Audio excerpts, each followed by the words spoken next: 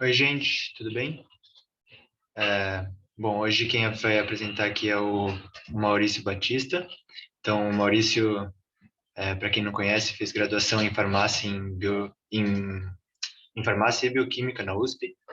Ele fez mestrado em ciências biológicas também pela USP e fez doutorado em química analítica nos Estados Unidos e o pós-doutorado em fotobiologia também nos Estados Unidos. Atualmente, o Maurício é professor titular do Departamento de Bioquímica da USP e também editor-chefe de revistas científicas relevantes. Além disso, ele também participou do nosso Summit no passado e hoje vai conversar um pouquinho sobre a aplicação da biologia quântica na fotomedicina e na proteção solar. Então, antes de eu passar a palavra aqui para o Maurício, queria explicar um pouco como vai funcionar o, o seminário, a apresentação do Maurício. Então, quem tiver dúvida pode escrever no chat. Se for uma dúvida importante para a compreensão da apresentação, eu vou pausar e fazer a pergunta para o Maurício. Caso contrário, a gente vai abrir no final para discussão e aí a gente pode fazer todas as perguntas no final mesmo. Então, agora, por favor, Maurício, muito obrigado por estar aqui e sua palavra. Bom dia a todos, muito obrigado pela oportunidade, é um prazer conversar com vocês de novo e pensar nesse tema que é tão importante, da biologia quântica, o quanto que o meu trabalho está envolvido nisso. Então, depois do último congresso que eu participei com vocês, a gente até pensou em fazer algumas pesquisas que estão em andamento, eu vou compartilhar dados não publicados, nesse sentido também. Então, obviamente, é importante eu fazer uma revisão dos assuntos que são importantes para a gente entender a aula. Então, acho que o mais importante de todos é como a luz interage com a pele. Então, isso fundamenta toda a pesquisa que eu faço. E tem aspectos que são físicos, químicos, biológicos, médicos, tem de tudo. Convido vocês a ler essa revisão que a gente escreveu já há algum tempo, e também como me contactar, qualquer dúvida que vocês tenham.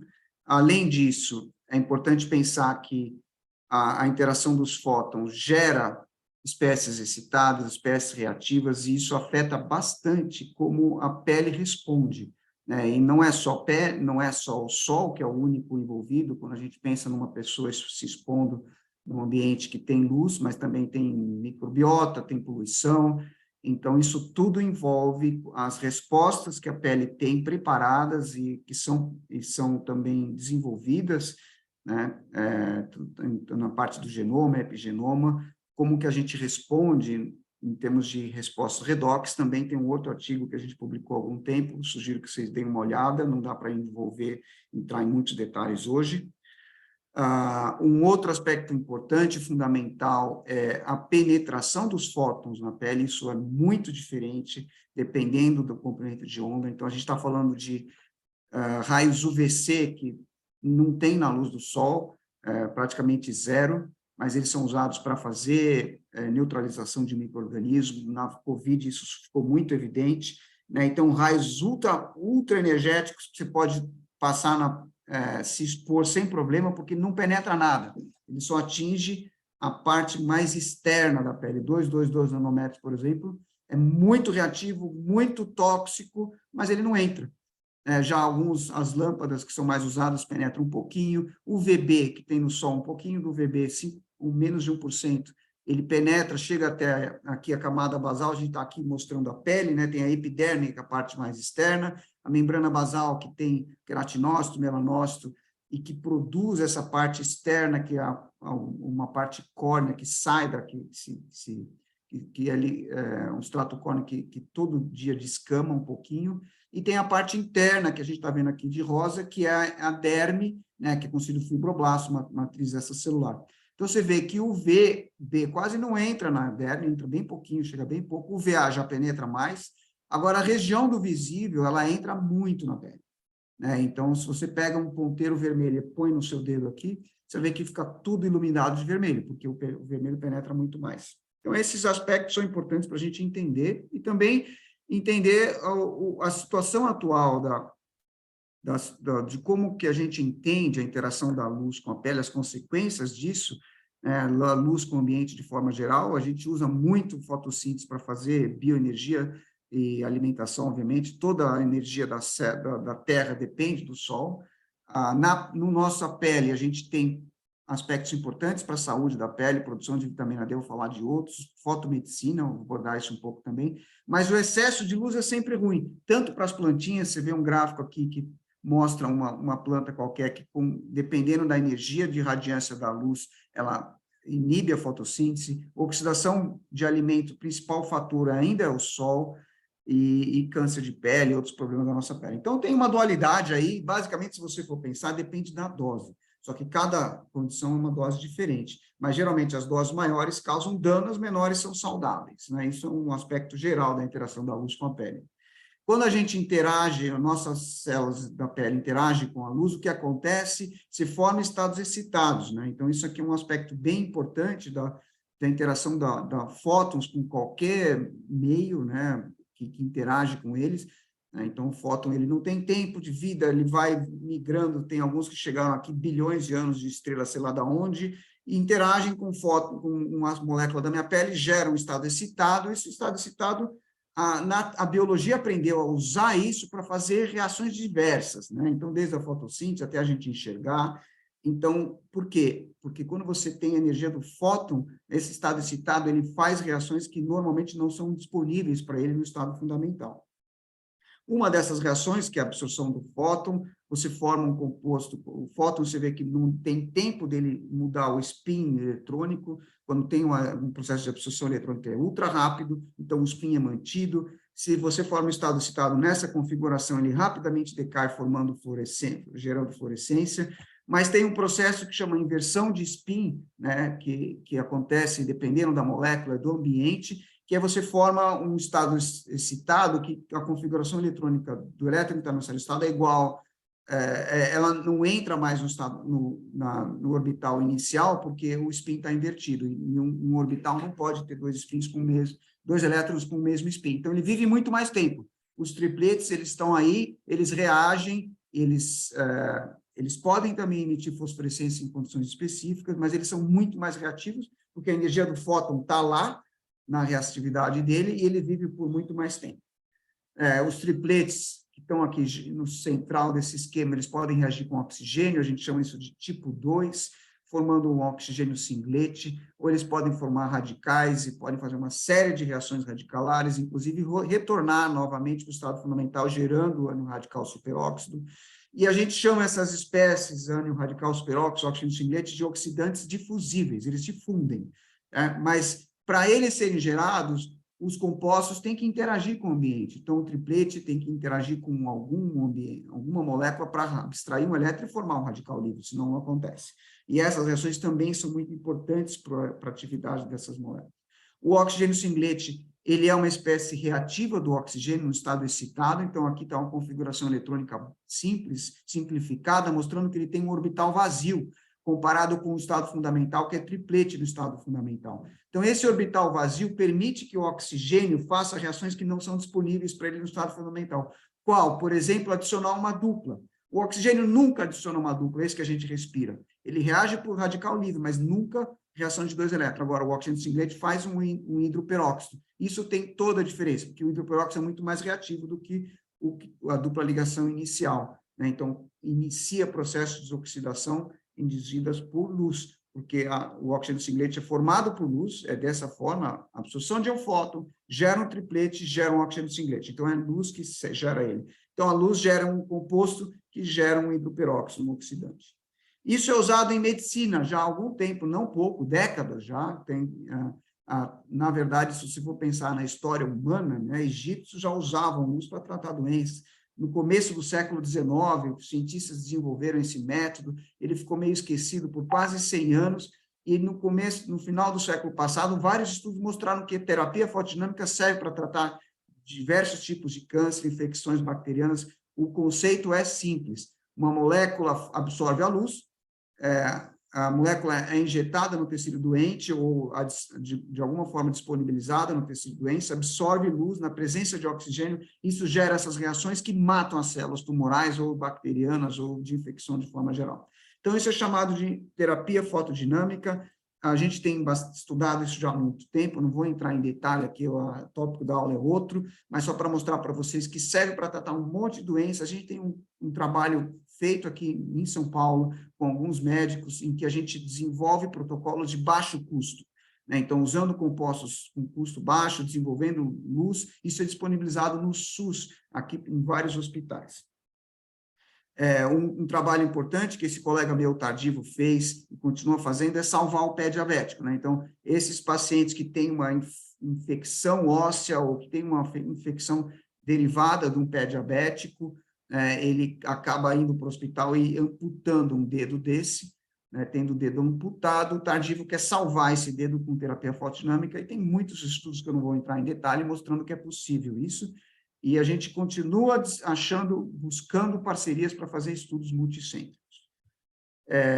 No laboratório, a gente desenvolveu vários conceitos, o que além da quantidade de oxigênio singlete é importante para o funcionamento da PDT. Basicamente, a gente pega uma molécula que tem o mesmo núcleo central e modifica a periferia, então gera a mesma quantidade de oxigênio singlete, mas vários outros fatores são importantes para a terapia fotodinâmica. E eu selecionei 2 aqui, que em vários estudos a gente mostrou que são os mais importantes, aonde essa molécula se localiza, dependendo da periferia que ela vai para uma mitocôndria, para o lisossomo, para a membrana, isso afeta muito a eficiência, o mecanismo de morte celular, e o quanto que essas moléculas interagem com as membranas é muito importante, a anfifilicidade. O que a gente mostrou em estudos recentes, publicados nessas revistas, chama uma revista prestigiosa que chama JACS, mostrando que essas espécies que difundem oxigênio singlete ou no radical superóxido, elas são importantes, mas não são as mais importantes em termos de eficiência. As moléculas, para elas fazerem essas espécies e atuarem, elas têm que interagir direto com o target, no caso a membrana, a abstração de um elétron, e que isso faz fazer, de fato, uma reação que faz vazar a membrana, né? Então, se a gente pensar em eficiência de terapia fotodinâmica, a gente pensa em 2 fatores principais, a revisão trata disso, uma é a localização e o outro é uma fotoquímica robusta, tanto o tipo 1 quanto o tipo 2. Bom, o foco da aula hoje não é bem a terapia fotodinâmica, mas as reações parecidas que acontecem na nossa pele sem esse composto sintético, com os compostos naturais que estão lá, né? Então, a nossa pele tem uma variedade enorme, alguns a gente sabe bem, outros não, de moléculas que absorvem luz e reagem. Então, aqui tem algumas delas, tem as opsinas, que são proteínas parecidas com a rodopsina que tem no olho, mas que estão na pele. Ninguém sabe direito o papel, hoje em dia já tem pesquisa, a gente trabalha um pouco nisso também, mostrando o papel, por exemplo, em ajustar o clock das células, em envolvimento de desenvolvimento tumoral e assim por diante. Então, aqui tem uma variedade enorme, de tal forma que quando a gente se expõe ao sol, a gente está interagindo de várias formas, né? E aqui, quando você pega o espectro solar que atinge a nossa pele, esse que está mostrado aqui, você vê que uma parcela relativamente pequena é o UVB, se você somar com a UVA, menos de 1% do total, se você somar com o UVA, UVB, UVA, dá em torno de 5% da irradiância do Sol, isso depende do dia, da hora, do local, então, assim, é uma coisa bastante média isso aqui, não é você não pode garantir que seja assim, depende de onde você está e o horário, mas é um número que é usado de forma geral, mas em torno de 45% da radiância do Sol é luz visível, e essa luz, eu mostrei para vocês, penetra bastante profundamente na pele, e a gente assume até hoje que a luz visível não afeta a nossa pele, porque a nossa saúde, porque os fios solares chegam muito longe disso, não protegem nada. Quando você se expõe ao Sol, você está lá, deixando que esses 45% de radiância entrem na sua derme. E tem todas umas consequências da exposição exagerada ao sol. O pior de tudo são os tumores. Eu menciono 3 tipos principais: basocelular, espinocelular e melanoma. Eles são relacionados com a exposição ao sol, com excesso de exposição ao sol. Só que tem um outro aspecto que ninguém fala, ou muito pouco se fala, que um pouquinho de sol é muito importante, né? Então, estudos realizados nesse Instituto Karolinska separaram 30 mil mulheres durante a vida delas, em termos, 15 anos da vida delas, em termos de exposição ao sol, e separaram em 3 grupos principais. Um grupo que evita o sol a qualquer custo, sai de casa só com filtro solar, um outro grupo que toma sol sem querer, né, não é ativo, e um outro que segue uma rotina de tomar um pouquinho de sol recomendado, né, não passa filtro solar para tomar 5 minutos de sol por dia. E aqui você vê em curva de sobrevida, essas pessoas que evitam o sol a qualquer custo, elas tiveram uma sobrevida de 2 a 3 anos, em torno de 2 anos menor do que as pessoas que se expõem um pouco ao sol. E essa diferença é parecida com fumar. O ato de fumar também causa uma diminuição da vida, parecido com o ato de evitar o sol. Quer dizer, então, o sol tem benefícios. Obviamente, se você se expõe muito, você fica vermelho, tem consequências crônicas e agudas. Uma delas é ficar vermelho. Essa reação de eritema é uma reação inflamatória local, principalmente pelo UVB. Né? Então, se você evita o UVB com filtro solar, você não fica tão vermelho, mas o VA e o visível também estão, mas ordens de grandeza menos eficientes.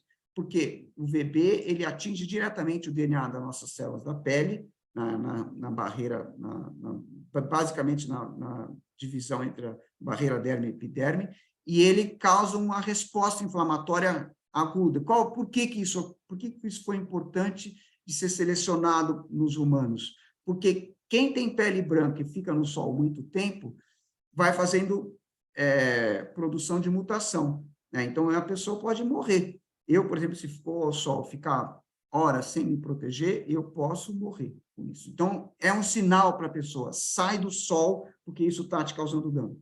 Ao passo que, se você passa o filtro, eu posso ficar 3, 4, 5 horas passando o filtro e achando que não estou queimando e estou. Então, esse é um aspecto importante. Um aspecto da questão da proteção do sol é a quantidade de melanina. Pessoas produzem mais melanina, foram selecionadas num ambiente em que tem muito mais exposição ao sol. Por outro lado, pessoas que migraram para o norte foram perdendo a melanina, porque outros fatores são importantes de interação com o sol, né? A melanina protege, principalmente evitando a penetração do UVB, principalmente.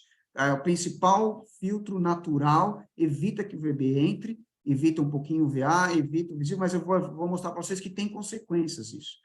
Agora, uma pessoa que tem uma pele mais clara, porque ela tem a pele mais clara, foi selecionada para interagir melhor com o sol. Um pouquinho de sol já é o suficiente para ela produzir o que ela precisa produzir. Então, a questão da melanina protege, mas tem muito mais repercussão, muito mais consequência do que é normalmente falado. E tem os filtros solares, né, que são os químicos, os físicos, protegem, e a gente basicamente sempre olha para esse tal desse FPS, que é uma medida de relação de aumento de tempo de exposição sem ficar vermelho. Ele evita a penetração dos fótons, principalmente do UVB. Um pouquinho do VA também, não muito, não tão eficiente, e nada do visível. E existem essas reações, que são reações importantes, que são induzidas principalmente pelo UVB. No lado esquerdo aqui, a gente tem a formação desses derivados mutagênicos, tem o 2, tem vários outros, tá? Tem o ciclobutilpirimidina, dímeros de ciclobutilpirimidina, e tem o fotoproduto 6,4, ambos são reparados, o 6,4 é mais difícil de reparar, o CPD é mais fácil de reparar, mais rápido, mas ambos acabam sendo reparados numa pessoa que tem uma pele saudável, mas eles são sempre gerados. Por outro lado, tem uma reação, que é uma reação de ativação da vitamina D, que a nossa pele gera precursor, acumula o precursor, que se chama o 7-HC de hidrocolesterol, isso é acumulado ativamente na nossa pele, e quando atinge um foto de UVB, isso gera uma vitamina. E a nossa pele tem condições de produzir todos os aspectos dessa produção de vitamina. Antigamente, achava que o fígado tinha que participar, mas não. Hoje, a pele, já se sabe, produz tudo. E essa vitamina D é um hormônio. Ela regula muitas atividades fisiológicas e da pele, especialmente, né? E a pessoa que não se expõe ao sol o suficiente não produz o suficiente, e tem hoje essas duas reações, elas competem com causar doença. Essa aqui causa câncer, essa aqui causa um monte de outras doenças, o problema também causa câncer, a diminuição de vitamina D3, mas ela está envolvida com cálcio e outras coisas. O fato é que, se você pegar nos Estados Unidos, se gasta 5 vezes mais com doenças ligadas à falta de vitamina D do que com a produção desses dímeros de pirimidina. E o que a gente come, a vitamina D que vem na vitamina, no peixe, não é a mesma coisa, não produz o mesmo efeito na pele. Mas isso é assunto que eu também não vou ter como discutir muito profundamente hoje. Por outro lado, se você olha dados populacionais, epidemiológicos, você nota que a gente não está fazendo um bom trabalho em termos de proteção solar. Isso só aumenta, tá? Só tem aumento de câncer, e as pessoas sempre dobram a aposta. Não tem mais câncer porque passa filtro solar errado, porque não passa filtro, a aposta dobrada. Para mim, é porque a gente usa errado o filtro. A melanoma aumenta em qualquer lugar, inclusive na Austrália, que as pessoas usam filtro solar mandatório do Estado. O Estado dá filtro solar para as pessoas e tem que usar. Por outro lado, a epidemia de falta de vitamina D. Então, está quase tudo errado por aí. Quando a gente pensa em o que aconteceu na história da fotoproteção, né, a fotoproteção começou com filtros que foram gerados na Guerra do Vietnã, e isso gerou um uso dele parcial. Eu usava o protetor solar, quando só protegia do UVB, mas nessa época, eu já estou falando aqui de 89, tá? Então, final do século passado, já se sabia que o UVA também tinha efeito, e efeito de causar problemas e causar câncer, assim por diante. Mas isso foi muito ignorado. No Brasil, faz alguns anos só que aprovaram a regulamentação para a proteção do UVA. E qual a consequência disso? Hoje se sabe que os cânceres mais profundos, todos têm mutações relacionadas com o UVA, que são as mesmas das mutações induzidas pela luz visível. Tá? Então, isso aqui são artigos que foram publicados aí, mostrando que, se você pega cânceres mais profundos, as mutações são principalmente as mutações de oxidação do DNA, que são induzidas por UVA e por visível. E a gente tem feito um estudo aí nos últimos anos mostrando o quanto que as células da nossa pele, queratinócitos e melanócitos, respondem à luz visível e UVA. Então, também não vou ter tempo de dizer com muito detalhe aqui, mas, basicamente, essas irradiações, elas atingem moléculas que estão em organelas chaves do metabolismo celular, como mitocôndria e lisossomo, e as células, elas se preparam para esse desafio, para esse dano, ativando vias de sobrevivência, por exemplo, como a autofagia. Só que quando você tem dano em lisossomo, a autofagia não funciona e acaba acumulando um composto que chama lipofuscina, que é o principal responsável pela cegueira ligada à idade, que é um cromóforo, que é um ótimo fotossintetizador no visível. Então, a pessoa que tem cegueira ligada à idade, por que ela acumula, a consequência de acúmulo de lipofuscina é que ela começa a ter respostas de oxidação fortes ligadas à luz visível. Então, ela não pode mais enxergar. E na pele acontece parecido. A gente mostrou que também acumula lipofuscina e os queratinócitos começam a responder muito mais à luz visível. O último paper que a gente publicou, saiu esse ano, faz pouco tempo, é o espectro de ação. A luz visível, ela tem um espectro muito amplo. O que de fato importa em termos de causar dano em queratinócitos? A gente mostrou que tem esse espectro de ação, né? Fazendo uma média de danos na mitocôndria, no lisossomo, no núcleo, DNA nuclear e assim por diante, a gente chegou nesse espectro de ação, em que o violeta é, de fato, muito mais reativo que o azul, que o verde, assim por diante. E o vermelho, por outro lado, a gente não vê dano nenhum. Por quê? Porque não tem molécula relevante na pele que causa dano ligado ao vermelho. Então, a gente tem dificuldade, a gente não consegue ver danos ligados ao vermelho. Isso é até bom, né? Porque tem uma terapia que chama terapia de fotobiomodulação, que vocês estão bastante envolvidos, tem uma empresa que é financiada, aí, parcial, os estudos, pelo menos, que chama a BrightMed, né, que está trabalhando um conceito, o conceito não é brasileiro, mas a tecnologia que eles estão desenvolvendo é brasileira, a forma de fazer. Então, trata uma quantidade enorme de condições, variando da dor para processos inflamatórios crônicos. Aqui tem alguns exemplos do que pode ser feito.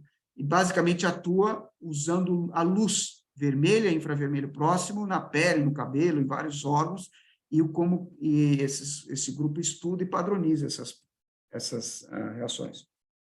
A gente resolveu entrar nesse assunto também. Aqui tem a foto do aluno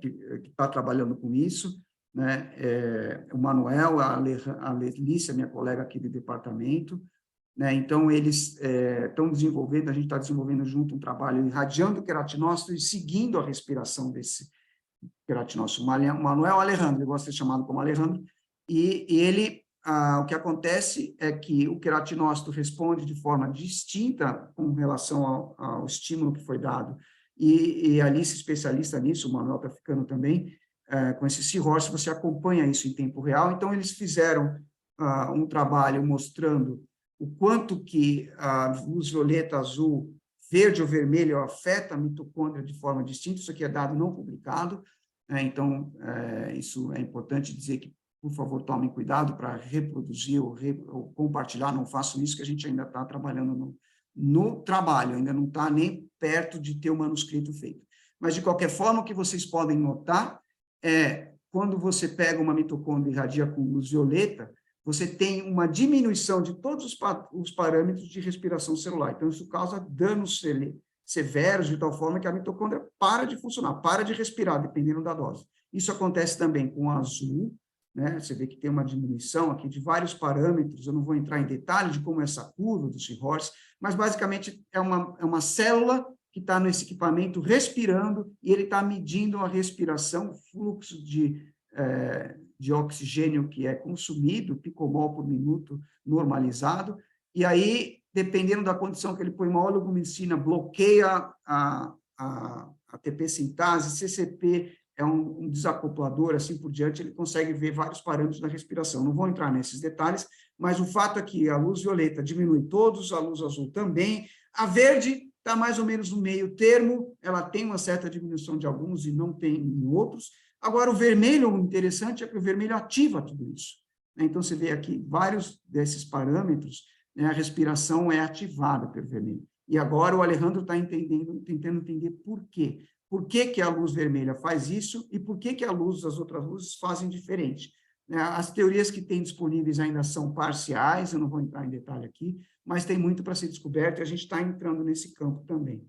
Por outro lado, pensando novamente em proteção solar, eu acho que a gente chega até a ser irresponsável quando pede para uma pessoa, fala para a pessoa pode ir para a praia só com filtro solar, porque tem dados na literatura que mostram que melanoma, por exemplo, a indução de melanoma, espectro de melanoma induzido, esse aqui é num peixe, tá? Então, mas a pele é diferente, mas a gente pode ter, isso é extrapolado para a nossa pele, porque os cromóforos são parecidos, né? Então, quando a gente pensa na indução de melanoma, um máximo que tem aqui no UVA, mas também tem outro aqui na luz azul, né? Então, e nenhuma dessas é eficientemente, realmente protegida pelo filtro solar, né? Então, a gente tem que tomar cuidado quando vai para o sol só com filtro solar. E a gente tem uns estudos mostrando que melanócitos que foram induzidos a produzir muita melanina, eles têm uma resposta catastrófica à luz visível, né? Então, pega uma célula que não tem tanta melanina, a mesma célula é uma célula de melanoma B16 com pouca melanina e muita melanina.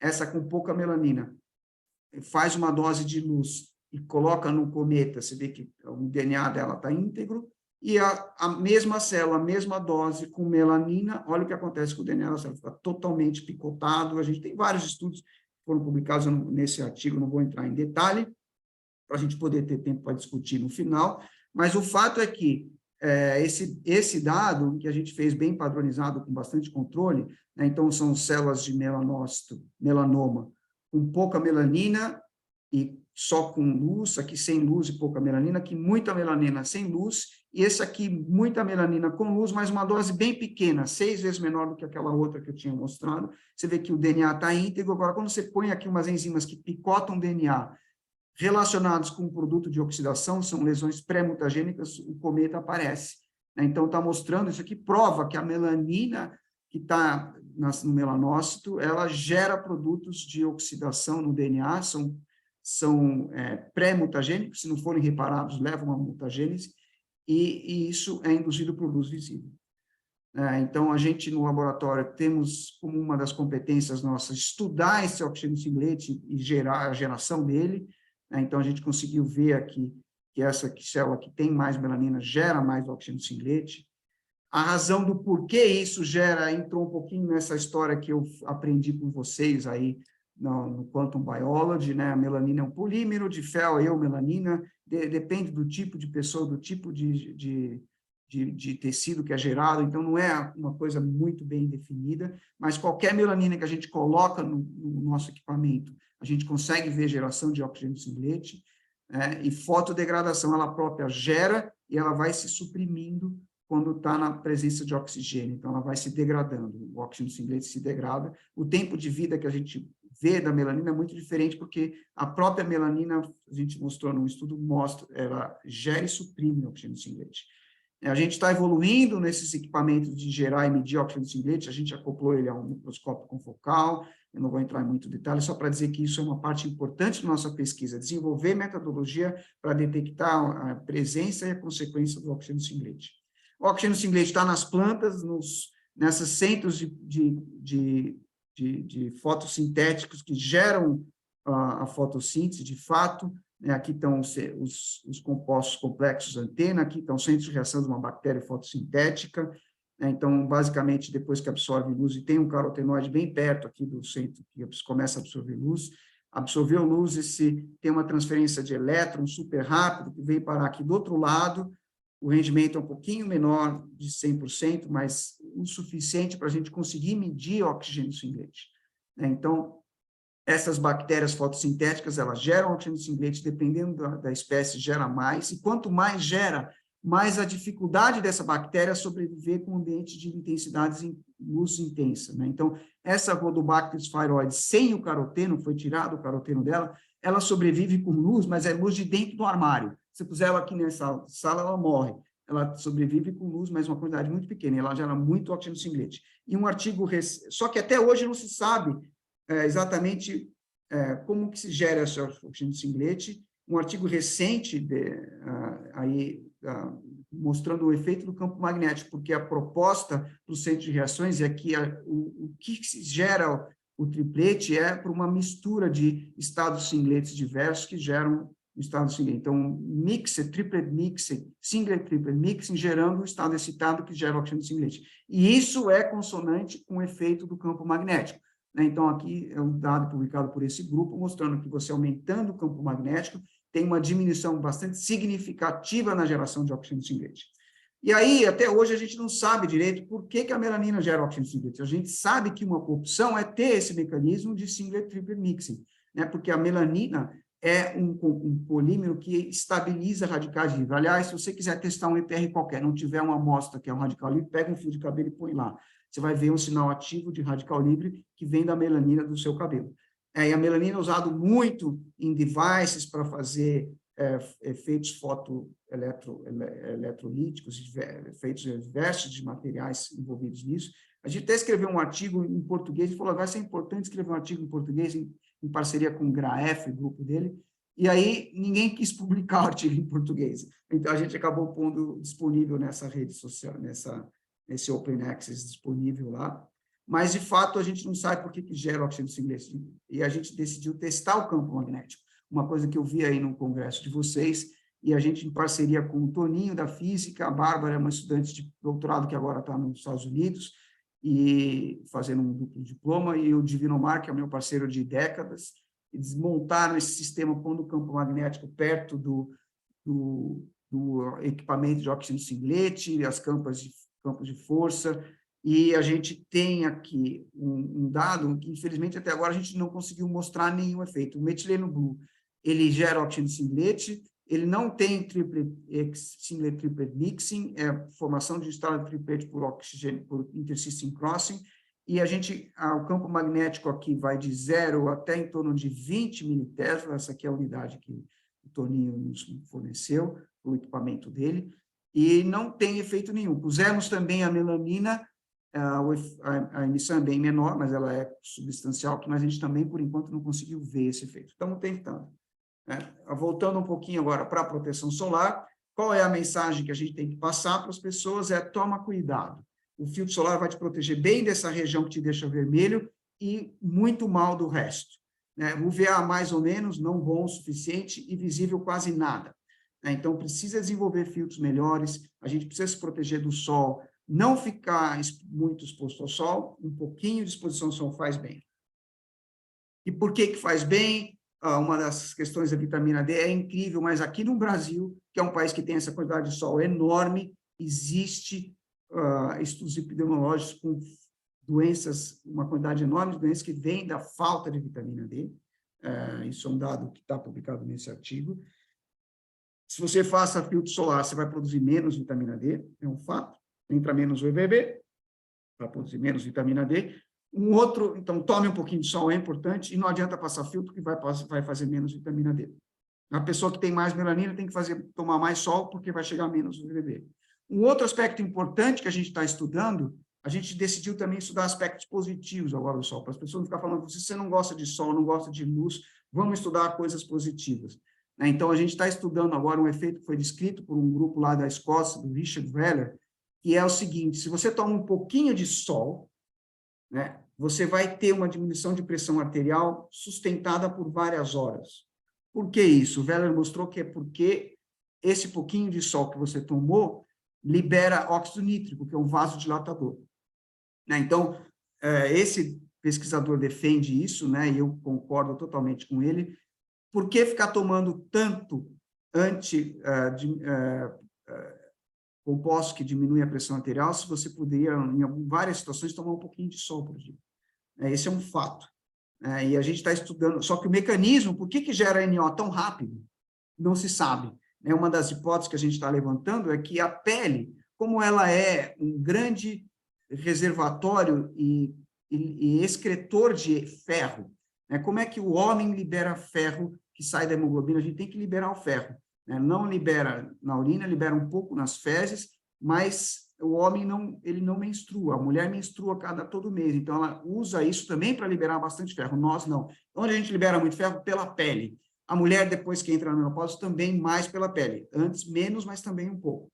Então, tem muito ferro, tem aminoácidos de todo tipo, glutationa, tem cisteína bastante. Então, será que não forma esses complexos que chamam de NIC, que são complexos de baixo peso molecular, que acumulam NO? E aí, quando bate a luz, libera NO.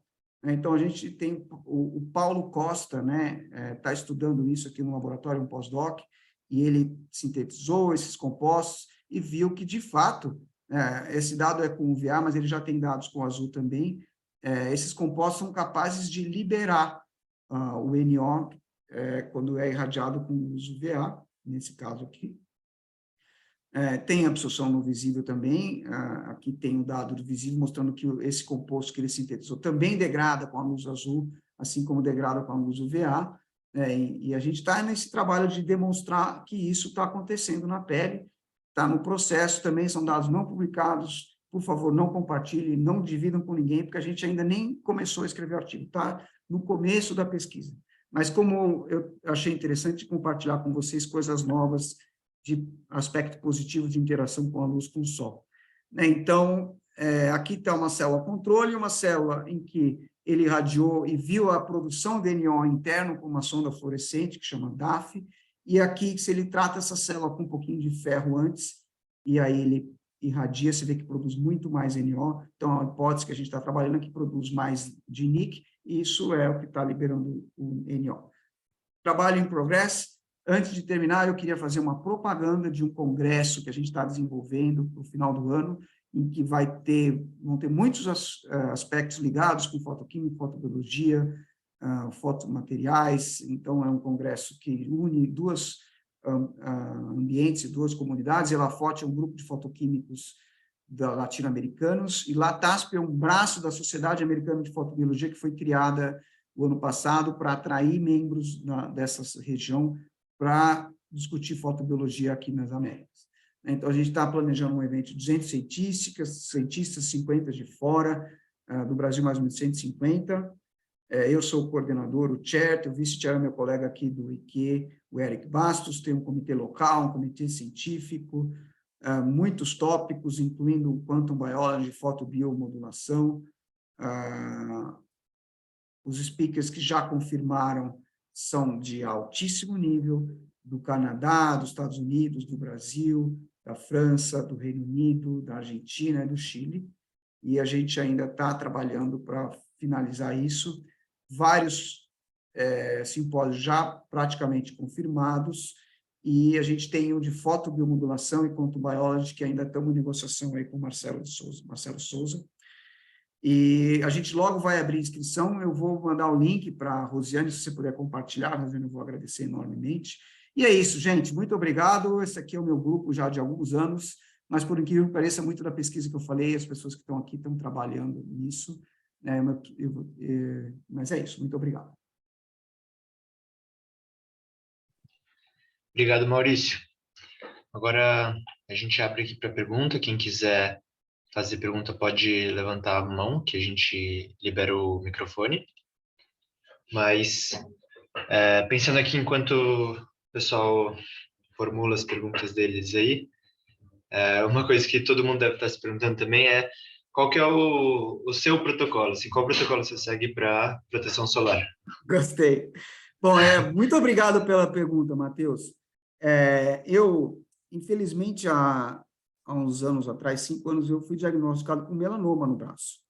Eu usava filtro solar muito. E isso vem de muito tempo atrás, obviamente. Então, não estou imune a essas coisas, mas eu mudei o meu protocolo drasticamente. E eu tomo um pouco de sol todo dia.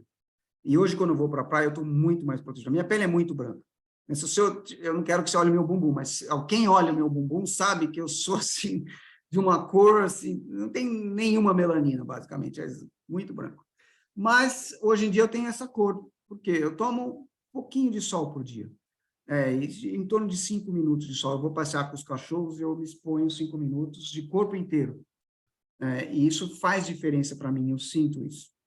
O que acontece comigo? Eu nunca me exponho por muito tempo, de forma nenhuma. Eu vou para a praia de vez em quando, eu adoro a praia, mas eu vou como um ET. Eu vou de óculos escuro, eu vou de um chapelão desse tamanho, camisa, passo filtro solar também, algum tipo melhor do que eu acho. Eu acho que os filtros solar de FPS muito grande não devem ser usados, deviam ser banidos, na verdade.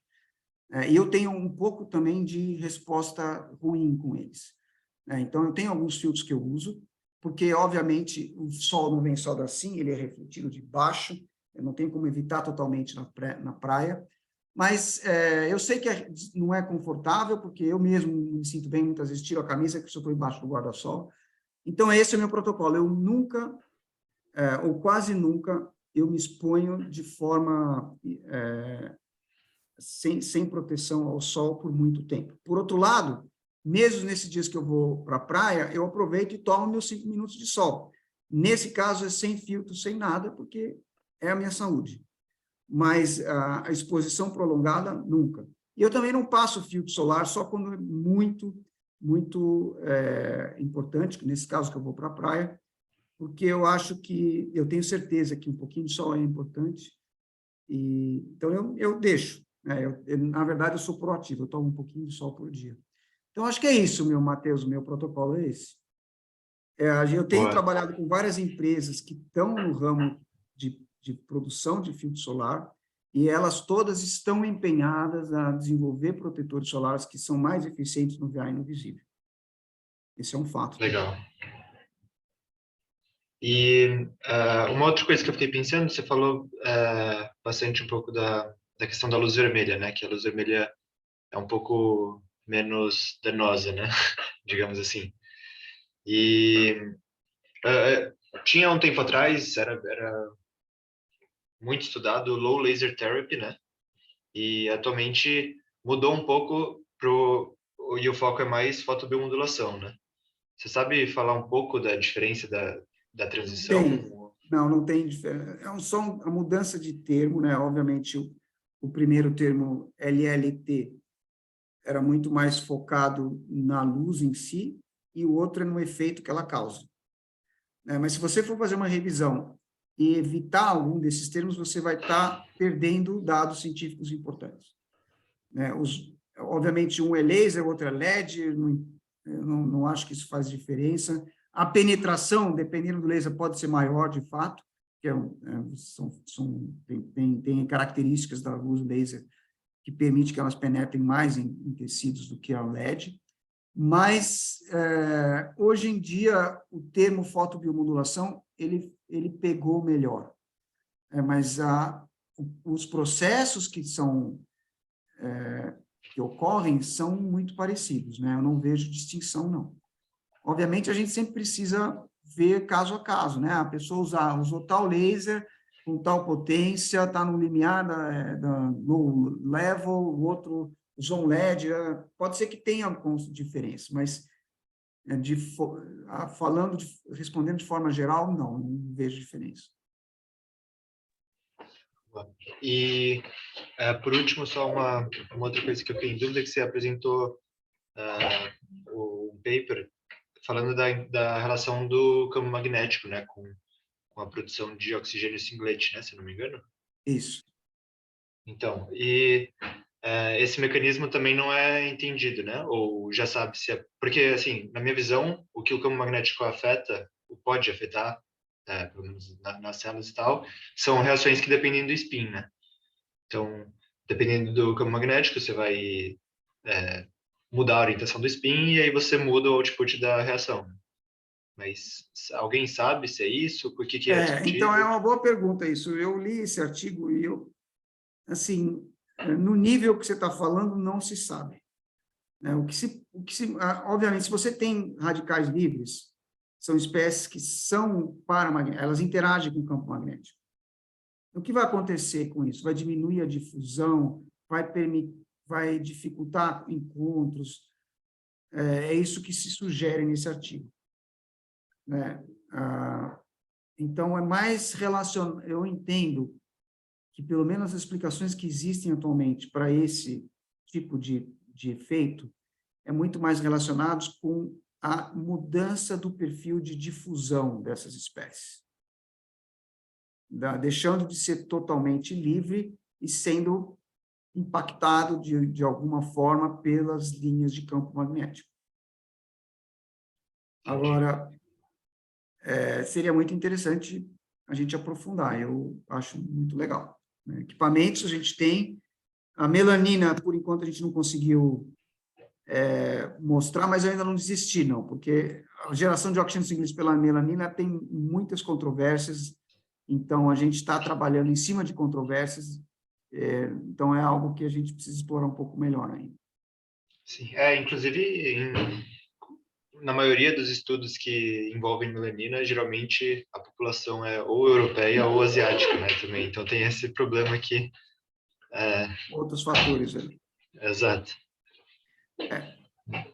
A melanina não é a única, se você for, ainda bem que você tocou isso, a pessoa que tem pele escura, ela está mais protegida do sol, não tem dúvida disso.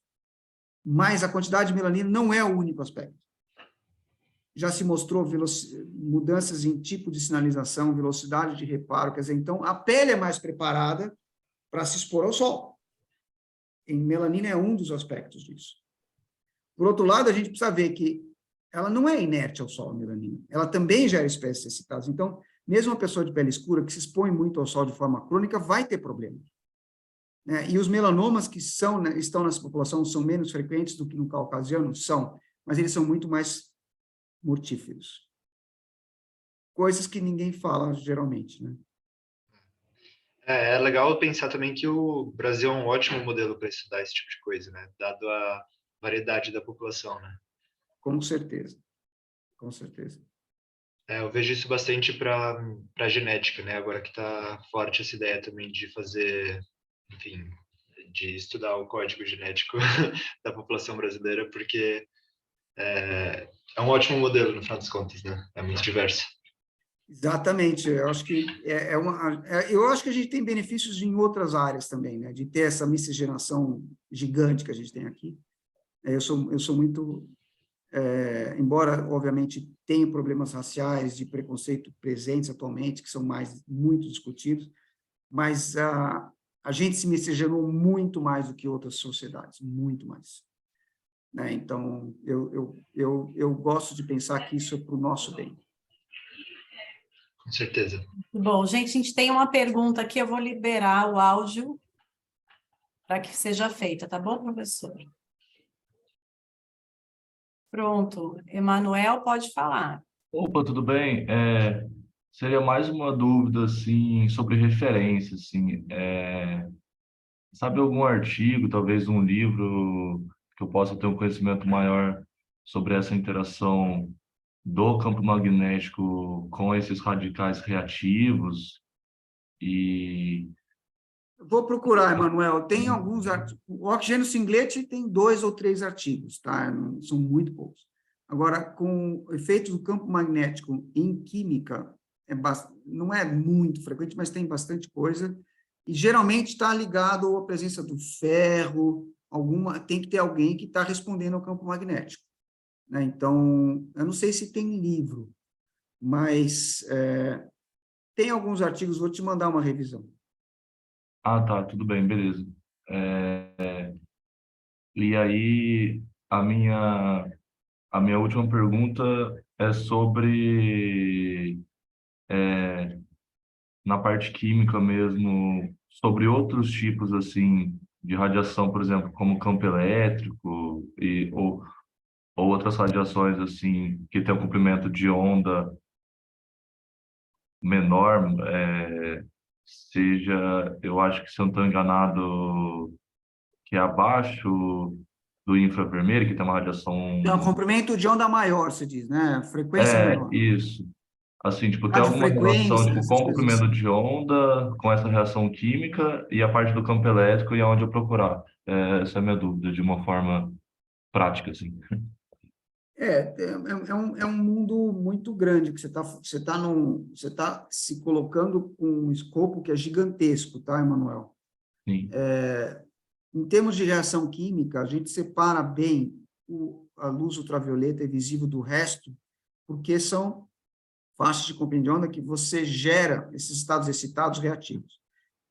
O infravermelho gera estados vibracionais, né? Então, eles não têm energia para fazer essas reações que eu mostrei aqui, mas eles liberam calor no meio, isso tem efeito, com certeza. E outras faixas geram outros efeitos, né?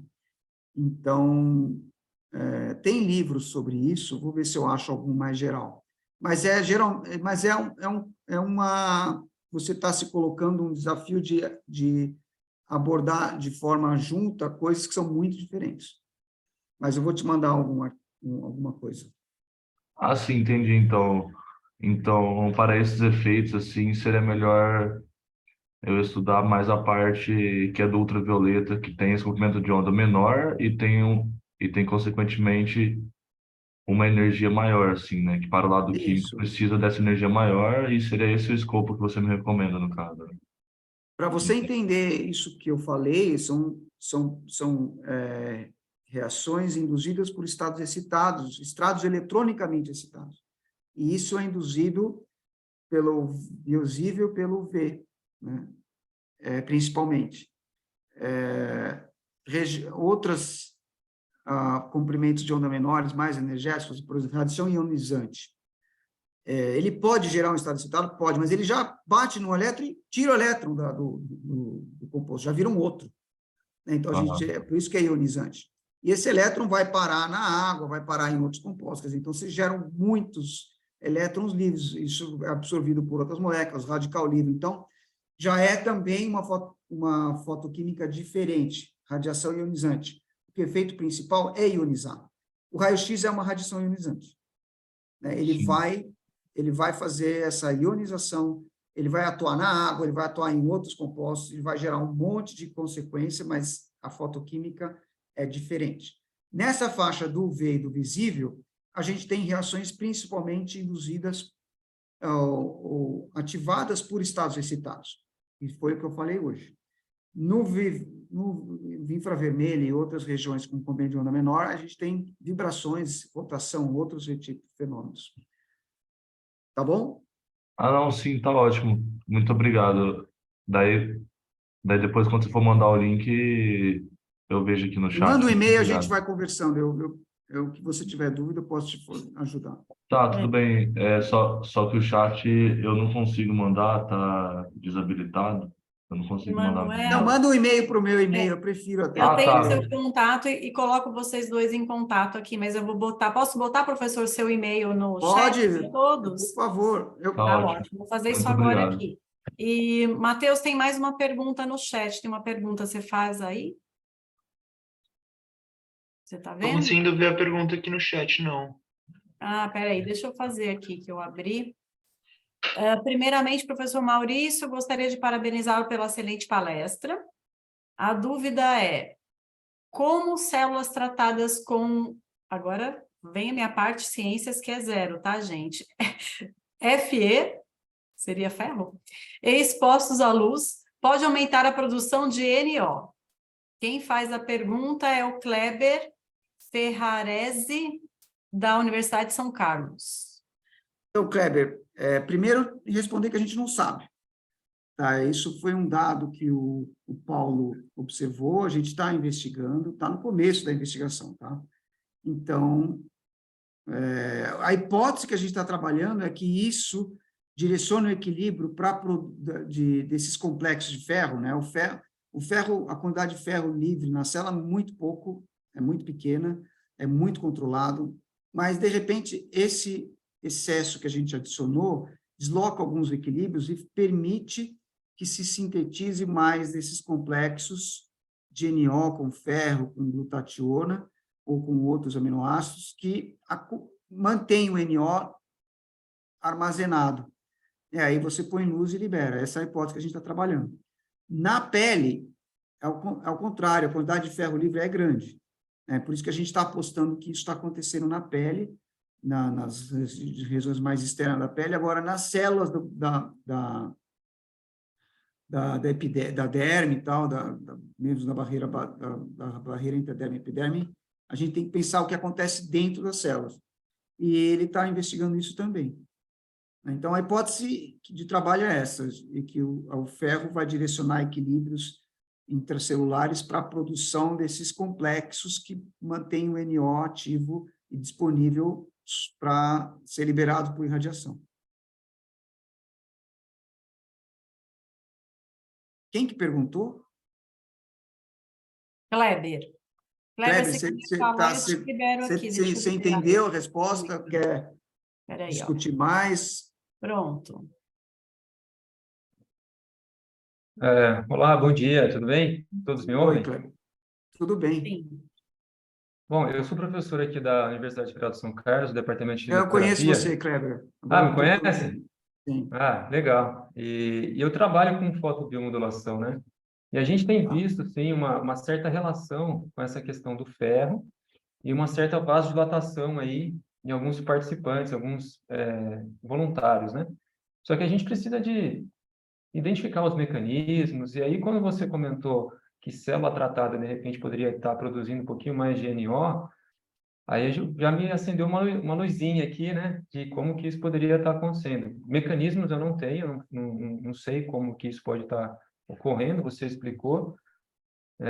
A hipótese, né, que vocês estão elaborando aí, estão investigando, mas acho que isso vai ter um campo de aplicação, né, não só para tecidos mais superficiais, como pele, mas acho que outros tecidos também que são banhados por sangue, que tem ferro também, de uma certa maneira, pela hemácia ou mioglobina, né, no músculo, por exemplo, e isso pode, de repente, fazer algum efeito terapêutico, principalmente com relação à vasodilatação.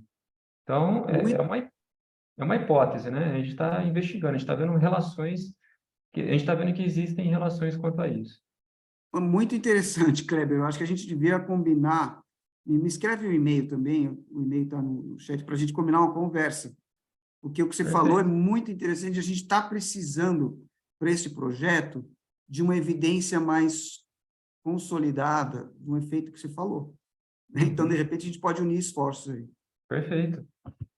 Você está em... Eu estou na USP São Paulo. Estou na USP São Paulo. Tá. O meu e-mail, a Rosiane compartilhou também. Me escreve para a gente combinar uma conversa, por favor. Com certeza. Vamos conversar, sim. Maravilha. Muito obrigado, viu, professor? Eu que agradeço. Perfeito. Eu fico me perguntando só, professor, se a escolha do local para esse congresso América Latina foi proposital. Bem na praia? Me explica aí. Lógico, Não, mas a razão de ser na Praia de Maresias, né? Ela vai ela não é tão definida por ciência, mas por prazer, é um ambiente gostoso, e foi também o que eu consegui pagar, porque você começa a fazer um congresso, hoje em dia, não tem aquele esquema, os hotéis ficam felizes que eu vou usar o hotel numa época que não tem muita gente, não existe mais isso. Existem muitos eventos corporativos e eles querem antecipar tudo, né? E pagamentos, né? Eu vou pedir dinheiro para a FAPESP, NPq, CAPES, não, nada relação, são muito complicados. Então, eu fui muito atrás de patrocínio, ainda estou, e eu consegui reservar esse hotel de Maresias, que é muito bom. Tem outras opções? Tem. A praia é porque atrai muita gente, é muito gostoso, né? É um hotel pé na areia, então a gente pode pensar em ter espaços e ambientes, discussões coletivas, de uma forma muito agradável. Se alguém vai usar isso como cenário para fazer discutir ciência, eu não sei. Eu sou organizador, então não vou dar minha palestra. Se eu desse, eu usaria, mas não vai ser o caso dessa vez. Escolha. Eu já achei que tinha algum sentido aí com a sua pesquisa, você já ia querer fazer provar algumas evidências ali. Não, vou Perfeito. fazer Estão isso todos convidados, pelo que eu entendi, não é isso? Onde que é possível encontrar mais informações para a gente colocar? Eu vou te mandar, Rosiane, terminando aqui, eu te mando um PowerPoint que que eu compartilhei alguns aqui, né? E a gente está finalizando o site, né? Então, para fazer a inscrição, a gente está cobrando um preço basicamente igual de palestrante e participante, para não ter aquela história, o palestrante não paga e o participante paga $500. Então, a gente está cobrando $100 de todo mundo. Se é estudante, é 50. E porque tem custo, não tem jeito, né? Tem que pagar a sala, tem que pagar o coffee break, e os dinheiros que vêm de FAPESP e CAPES está cada vez mais reduzido. Mas é isso, vai ser um ambiente gostoso, todo mundo está convidando, eu quero muito realmente lotar aquele auditório. Enriquecer essa discussão. Perfeito, eu envio para o nosso grupo, né, de Biologia Quântica, assim que eu tiver acesso. Aproveito para convidar todos que ainda não fazem parte, eu compartilhei no chat aqui também o e-mail, para que vocês possam fazer a solicitação, que é o quantobio@cienciapioneira.org, enviem um e-mail que a gente adiciona vocês aí na nossa comunidade. A gente já está chegando perto do fim, certo, Matheus? Não sei se os participantes têm mais alguma questão aqui pelo chat, não tenho nada. Se alguém quiser falar, a gente libera o microfone. Fiquem à vontade. Senão, a gente segue para as considerações finais. Matheus, você tem mais pergunta? Não, acho que eu já fiz todas as minhas perguntas aqui. Então, se ninguém tiver mais, eu queria agradecer o Maurício pela palestra. Foi ótima, uma ótima aula. Obrigado mesmo. E se ninguém tiver mais pergunta, então, acho que a gente pode encerrar, né, Rô? Sim. Maurício, só suas considerações finais, então. Então, agradecer, Matheus, Rosiane, as pessoas que participaram, perguntaram. E eu acho que é isso, estou à disposição, e unindo esforços a gente pode ir mais longe, né? O que o Kleber falou já me acendeu uma luz também, porque acho que a gente pode cortar algumas etapas que eu estava imaginando e ter esse conceito mais consolidado na literatura. Eu acho que a ciência ela tem que ser usada para fazer política pública de saúde, para estimular as empresas, mas a ciência ele é um pool de informações sem controle algum, né? Parece muito a internet, as coisas. Então, é difícil sair desse pool para alguma coisa que atinja a sociedade. Eu me esforço muito, né? Eu tenho estou trabalhando agora em alguns projetos de divulgação para a gente mudar um pouco esse cenário, mas eu acho que vocês, do Instituto Dore, de ciência, como é que você falou? Ciência pioneira, vou ter que guardar, ciência pioneira, tem tudo para fazer isso ser realmente uma diferença importante aqui do nosso ambiente. Perfeito. E eu fico muito feliz de ver essas interações, que é um propósito dessa comunidade, realmente criar esse grupo multidisciplinar, e tem objetivo de troca, de compartilhar conhecimento, para a gente realmente entregar aí, né, uma compreensão maior do que é a biologia quântica no Brasil, no mundo, e contribuir o surgimento de, né, novas pesquisas, novas descobertas. É esse o nosso propósito. Obrigada aos participantes. Até a próxima, então, pessoal. Tá joia, gente. Um ótimo dia para todos. Nos vemos. Obrigado, bom Obrigado. dia. Valeu, gente. Tchau, tchau. Tchau, tchau. Tchau. Me manda o link, por favor, Rosiane, quando estiver pronto. Com certeza. Tá joia. Obrigada. Até mais. Um grande abraço para todos. Tchau, tchau.